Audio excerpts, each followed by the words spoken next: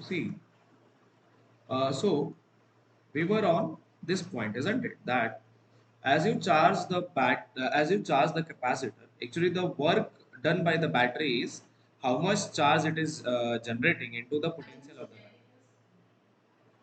I'm not sharing my screen. One minute. Can you see the screen now?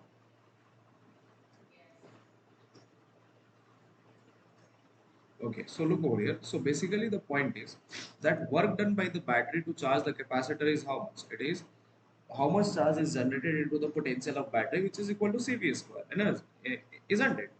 But that is my energy supplied by the battery. But when you see that this much, if I see the energy stored by the parallel plate capacitors, it is not equal to CV square, but it is equal to half CV square or not. So see, I am giving you 10 chapatis, but you are eating how many chapatis? 5 only. So where my another 5 is going? It is somewhere going, isn't it? Yeah. So look over here. But energy is stored by capacitor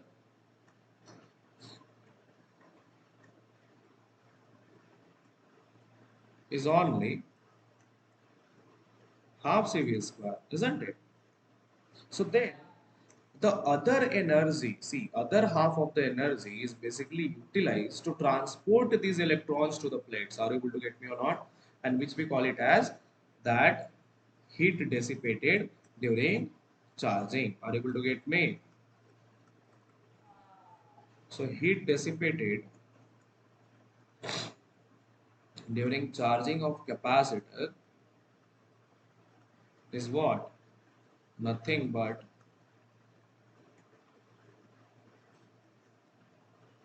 it is equal to work done minus energy stored, which is exactly equal to how much? Half CV square. Are you able to get me or not?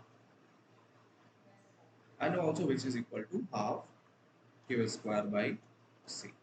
So whatever means the battery, how much the battery is doing the work, only half is stored as the energy in the capacitor, other half is lost during the charging as a form of heat, which is utilized by the electrons to travel from one end to another.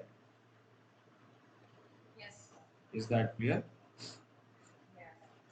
So we will keep this till over here. Okay. Tomorrow